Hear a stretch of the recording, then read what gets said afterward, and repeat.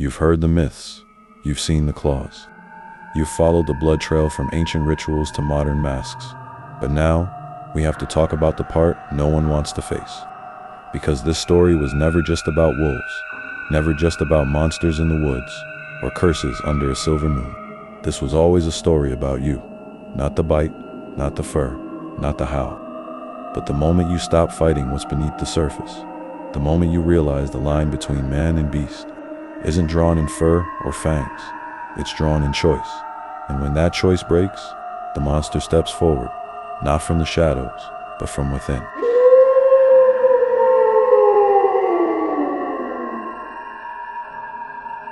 Part 1. What legends got wrong. You've seen it in movies, heard it in whispers, even joked about it on a full moon night. A man collapses in the woods. The moonlight hits his face. He screams. Bones snap. Hair bursts from his skin. A beast emerges from within. The werewolf, half human, half wolf. Hungry, cursed. But what if that image was never real? What if the legends you've heard, the stories you've been told, were completely wrong? Because behind the silver bullets and full moons lies an older truth, a more terrifying truth. Let's pull apart the popular myths and expose what the ancient stories actually said. Myth number 1. The full moon triggers the change. This is the big one. Everyone knows it. Full moon equals werewolf transformation. But in ancient folklore, the moon barely shows up. The connection between werewolves and the full moon wasn't folklore, it was fiction. The 1941 film The Wolf Man created the rule, and it stuck. Before that, transformation was tied to rituals, dark magic, curses, not celestial events. In many old stories, the change happened at will, or when the cursed person put on a magical pelt, not because the moon demanded it. So if you're waiting for the full moon to stay safe, you might be looking in the wrong direction. Myth number 2, a bite turns you into a werewolf. Another movie invention. Someone gets bitten. The curse spreads thin, now they're doomed. But the earliest stories don't mention bites at all. Transformation came through intentional acts. Drinking from enchanted streams, rubbing magical salves, wearing cursed hides, or making pacts with dark forces. In France, cues the werewolves were said to turn by rubbing on special ointments. In Slavic tales, they transformed through spoken ink. There was no infection, no spread. It wasn't viral. It was chosen. Myth number 3. Silver kills werewolves. You've seen it in every werewolf movie. A silver bullet, clean through the heart. The beast drops. But in real legend, silver had nothing to do with it. Early Europeans believed in the power of iron swords, iron nails. Iron was the enemy of evil because it symbolized civilization overpowering the wild. The first werewolf stories never mentioned silver. That came much later, likely borrowed from vampire lore. It wasn't until the 19th century and then popularized again in the Wolfman that silver became the go-to weapon. But in the old stories, to kill a werewolf, you had to fight. Myth number 4. Werewolves are tragic victims. Modern werewolves are painted as sad, cursed humans, just trying to survive. But the original legends had no pity. Werewolves were murderers, child killers, cannibals. They weren't cursed in essence. They were predators. In the 1500s, people were tried and executed as werewolves in France and Germany. They weren't pitied, they were feared. They were seen as monsters, not misunderstood souls. The shift to sympathetic werewolf came centuries later, as horror turned to drama and monsters became merchandise. Myth number 5. There were always wolves. The word werewolf makes you think of wolves, but if you explore other cultures, you'll find creatures that are not wolves at all. In Ethiopia, Buddhas transformed into hyenas. In Norse mythology, Alfina were men who wore wolf pelts and became violent berserkers, not actual wolves. In South America, these are hybrid beasts, part man, part spirit. And in Native American traditions, Skinwalkers take many forms, not just wolves. The idea of the werewolf as strictly a wolfman hybrid, that's a Western simplification. All across the world, the shapeshifter wears many faces, many claws, many teeth. The wolf in Werewolf is just one version. The real monster is the idea that humanity can be shed and something wild takes its place. These aren't just old stories. They're warnings. Warnings that transformation doesn't always wait for a full moon, that evil doesn't always come from a bite, and that the real danger might be something far more ancient, far more intentional, and far harder to kill. Now that we've torn down the lies, let's dig deeper into what was actually believed. In part 2, we'll explore the real origins of werewolves and what these creatures were before Hollywood got its hands on them. Because if the legends are wrong, what's the truth? Part 2, the real lore. So now we know. The werewolf story we grew up with, the full moon, the bite, the silver bullet, that's just the Hollywood remake. But if that's the myth, what's the real legend? What did the ancient people actually believe? Because long before movie monsters, before comic books, before suburban nightmares and teen wolf heartthrobs, there were other stories, older stories, darker stories. And the creatures they spoke of, they weren't just wolves. They were something else entirely. Let's go back to the beginning. Back to when man still feared the forest. Back when firelight was the only protection against what stalked in the night. In ancient Greece, there was a king named Lycaon. He dared to test the gods, served Zeus a meal of human flesh. And for this crime, he was transformed, not into a howling wolf, but into a savage, bloodthirsty beast. Part man, part monster. No fur, no fangs, just hunger. That's the root of the word lycanthropy. But the creature he became was never clearly defined, because it wasn't about the animal. It was about the loss of humanity. Now let's move to Mesopotamia, one of the oldest civilizations on Earth. In the Epic of Gilgamesh, a woman named Ishtar turns her former lover into a beast of the wild. He's banished to the wilderness, feared and shunned, again, not described as a wolf, just as something unnatural, something that once was human, and now is other. And then there's Norse mythology, where the warriors known as the Elfhina wore wolf pelts into battle. They weren't cursed, they weren't infected. They chose it. Through trance, rage, and ritual, they became something more, or something less. They were berserkers, driven by the spirit of the wolf, eyes rolled back, bodies shaking. Not metaphor, not costume, but transformation through will. They didn't need the moon, they didn't need the bite, they needed bloodlust, and that was enough. But here's where it gets even stranger, because not all of these shape changers became wolves. In Ethiopian lore, there were the Buddhas, men who could take on the form of hyenas. They were feared as corpse eaters, grave robbers, cursed to walk the line between life and death. The Buddha legend is still whispered. Today, some believe certain blacksmiths carry the curse, that they walk by day as men, and by night, crawl in all fours in the dust, tearing at bones. In South America, there is a shapeshifter who emerges from cursed bloodlines, often transforming into a grotesque hybrid, not quite wolf, not quite man, but somewhere in between, covered in thick, oily hair, eyes yellow, breath foul. And then there's the skinwalker of Navajo tradition. This isn't a creature born from a bite. It's a witch, a person who performs a dark ritual and gains the ability to wear the skin of any animal, not just wolves. It could be a bear. They use this power for mischief, for revenge, for murder. They walk among us as humans, but become beasts to do what humans cannot. And the scariest part, they choose to become monsters.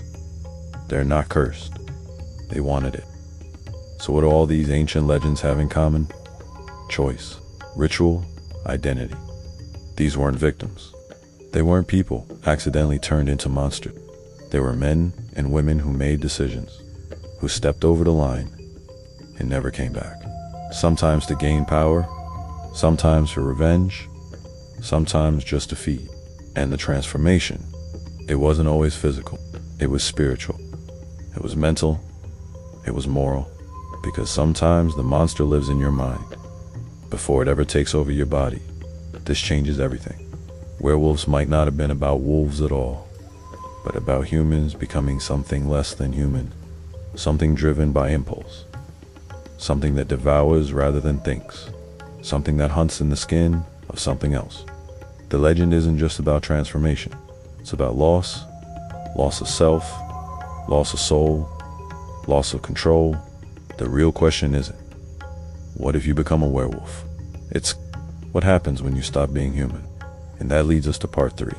If the ancient stories were this twisted, then what might be hiding inside today's world? Are shapeshifters still walking among us? Because maybe the real horror isn't that werewolves are real. Maybe it's that they never left. Part 3. What if it's still happening today? The old stories weren't just myths. They were warnings. Coded messages passed through generations, disguised as folklore, but soaked in truth. And if those warnings were real, then we have to ask the question no one wants to ask. What if the legends never died? What if the shapeshifters never vanished? What if they've just learned how to blend in? You see, ancient werewolves, if we even dare to call them that, weren't just about teeth and fur. They were about transformation, about people who gave up their humanity piece by piece until they were no longer recognizable. And that kind of transformation, that still happens. Not under a full moon, not from a curse, but slowly, quietly, every single day. Let's talk about the modern predator, the man who stalks the night, not in forbidden silence. He blends into crowds. He holds a job.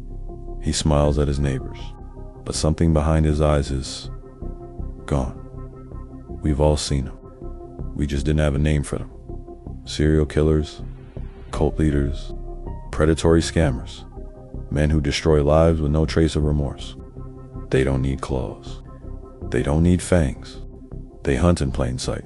Take the case of Manuel Blanco, Roma Santa, a real man, a Spanish serial killer from the 80s. He confessed to 13 murders and claimed he was a werewolf. He said he transformed, ran with other beasts, fed on flesh under a curse he couldn't control. He was convicted, sentenced to death, but his story raised questions. Was he insane, lying, or something else? The courts reduced his sentence because they couldn't disprove it. His case became one of Europe's first legal debates about lycanthropy, and that was less than 200 years ago. Not fiction, court-documented history. Even in more recent times, there have been killers who swore they were possessed by beasts, who howled in their cells, who claimed they transformed during the act of murder, who described vivid hallucinations of claws, blood, and the thrill of the hunt. And it's not just in isolated cases. Across continents, there are still rituals being practiced. In secret, in the shadows, shapeshifter traditions haven't vanished. In parts of Africa, Asia, and the Americas, there are still whispers of skinwalkers, of Buddhas, of people who disappear into the night and return. Different. People claim they've seen others shift into animals, move with unnatural speed, speak languages not their own, and vanish into forests or deserts without leaving tracks. Are they all lying? Are they hallucinating? Or do some people still know the old ways? Now, science will tell you it's all explainable. Mental illness, mass hysteria, psychological projection. And sure, that's one way to look at it. But you can't ignore the consistency. Why do cultures from opposite ends of the earth, who never met, who spoke different languages, describe the same thing? A person who sheds their skin and becomes something that hunts. Why does every culture fear the shape? Not the beast itself, but the one who hides in human form until it's too late. That fear is ancient and universal, and maybe that's because it never stopped being relevant. So what does this mean? It means the werewolf myth was never just about wolves. It was about the idea that evil doesn't always look like a monster. Sometimes, it looks like your friend, your neighbor, your boss, even your reflection. Because the real transformation doesn't happen outside, it happens within. The hunger builds, the empathy fades, and something else takes control. You don't need a full moon to become a monster. You just need to let go. So maybe the question isn't, do werewolves exist? Maybe it's, how many walk among us unnoticed? No fur, no howl, no silver needed. Just darkness and human skin. In part 4, we go deeper. We'll explore how modern science may have accidentally proven the existence of shape-shifting behavior, and how forgotten rituals are resurfacing online, in secret forums, and even online. Because the line between myth and reality is thinner than ever, and the old world might be clawing its way back in. Part 4. The ritual returns. They say the old ways are gone, that ancient rituals were buried by time, replaced by reason, erased by science. But what if they're wrong? What if the world didn't forget those rituals? What if it just moved them somewhere else? Because in the age of the internet, in the age of live streams and encrypted forums, ritual never died. It just got digital. Let's rewind. In the ancient world, shape-shifting rituals were sacred and secret. Passed through whispers, carved into stone, taught in shadows. To become something other, you needed more than desire. You needed access. A pelt from a beast, a potion brewed from forbidden roots, an incantation spoken at the right hour, under the right sky. Sometimes it was voluntary as submits, it was punishment. But always it was dangerous. These rituals weren't tricks. They were transformations, and they were feared for a reason. Now fast forward to today, where knowledge is free and privacy is an illusion. People dig, search, obsession grows, and curiosity turns dark. The modern world gave birth to something strange. Ritual revivalism. Young people, some just teenagers exploring ancient transformation ceremony. Not through books or libraries, but through viral videos, obscure PDFs, and deep web forums. They call themselves things like the Order of the Second Skin, the Path of the Hollow Fang, the Red Bone Circle. Their posts, half-coded, half-terrifying. They claim they've discovered how to trigger the change. Not physical, but mental, spiritual, instinctual. A loss of identity, an awakening of something primal. They document the process in stages. 1, the hunger. 2, the dream. 3, the shedding. 4, the howl. They don't use furs. They don't brew potions. They use soundscapes, sensory deprivation, hallucinogenic herbs, and something called miracy. One video shows a man staring into a mirror for 3 hours. No blinking, no breaks, until his face begins to distort, not by editing, by perception. He says, "I saw my true form, and it wasn't human." Now here's where it gets very real. In 2018, a young man from rural Montana, it was late. The woods behind his house were pitch black. He was shirtless, covered in dirt, and whispering in a language no one could place. He said he was calling to his other self. He repeated a phrase over and over. Let the skin break, let the beast rise. Suddenly, he screamed, ran off camera, and vanished for 2 days. When authorities found him, he was naked, miles from his home, covered in scratches, and his canines had grown longer. He said nothing, just smiled and whispered, "You found the man, not the beast." There are dozens more stories like this, hidden on forums, wiped from TikTok, archived on ghost sites. Modern rituals, rooted in forgotten practices, sometimes copied, sometimes reinvented, but always with the same goal: change the body, change the soul, become something more or something less. And while science calls it psychosis, culture calls it obsession. The legends, they call it initiation. the more we evolve. The closer we get to the digital edge, the more some people feel the pull backward, back to blood, back to earth, back to the part of humanity we tried to bury, and maybe, just maybe, some of them are succeeding because of the ancient rituals worked, and if modern minds are unstable enough, what's stopping the old world from crawling back through the cracks? Not with howls, but with usernames, not with teeth, but with belief. We thought the rituals were gone, but the truth, they just changed form. Just like the creatures that inspire them.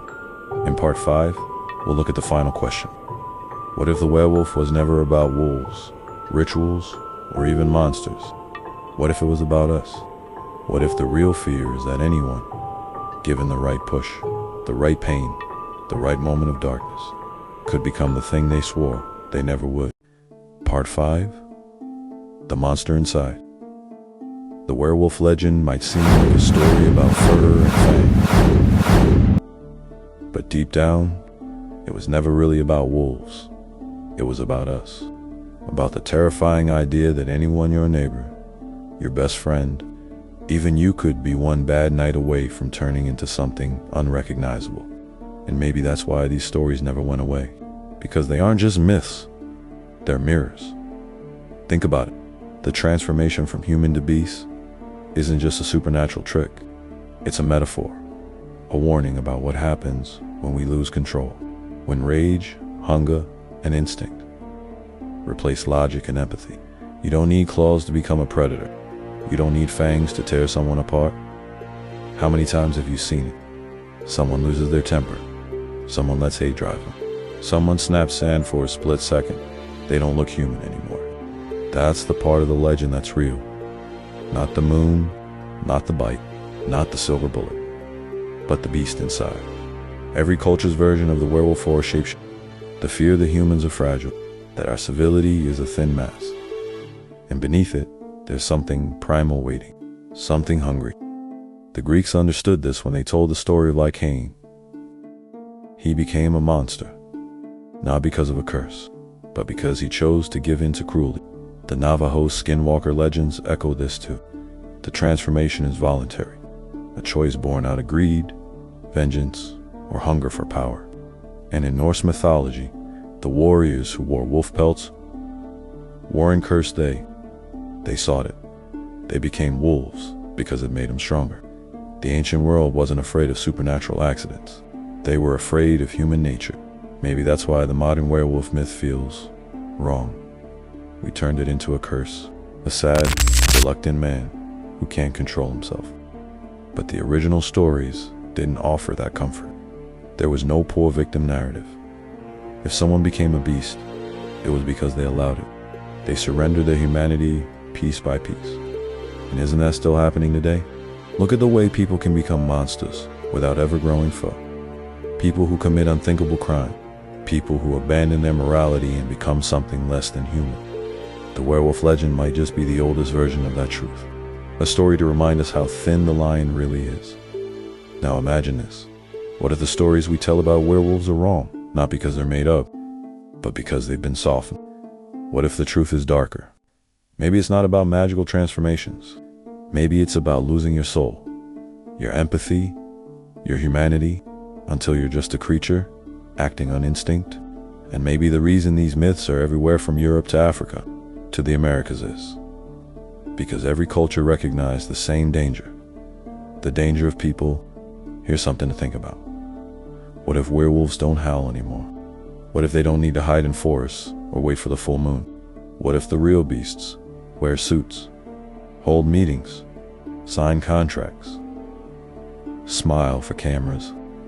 What if the legends we tell about monsters are just ways to keep ourselves from admitting that the true horrors walk among us? Because if the beast is inside us, if it's part of what we are, then no amount of silver will ever save it. Maybe that's why these legends still haunt us, because deep down, we know the transformation isn't about magic. It's about choice. We all have that animal inside, the part that wants, the part that takes, the part that doesn't care. And if that's the case, then maybe the real werewolf is closer than we think. Closer than the next full moon. Closer than the next story. Maybe it's just waiting. In the outro, we'll bring it all together. We'll ask one final question. What if the werewolf legend isn't wrong? What if it's just been waiting for you to recognize it? So maybe the legends were never wrong. Maybe they were just coded, wrapped in fur, draped in fangs, to hide the truth we didn't want to name. Because the werewolf, it was never about transformation. It was about revelation, about peeling back the mask and seeing what was always underneath. Not a creature cursed by the moon, but a person who let the monster in. And once it's in, it doesn't leave. It whispers when you're angry. It moves when you're afraid. It feeds when no one's looking. The real werewolf doesn't chase you through the woods. It waits behind your eyes, smiling in the mirror, tapping on the glass, asking to be let out just once. So the next time someone tells you werewolves aren't real, smile, because you'll know Betty. They never had to be. They were already here, already inside, and some of them, they never turned back. If this story made you think twice about the monsters we hide, hit like, subscribe, and share your thoughts below. And remember, some legends don't die, they just evolve. Stay awake, stay sharp, and watch the shadows. This is Whispers Between Worlds.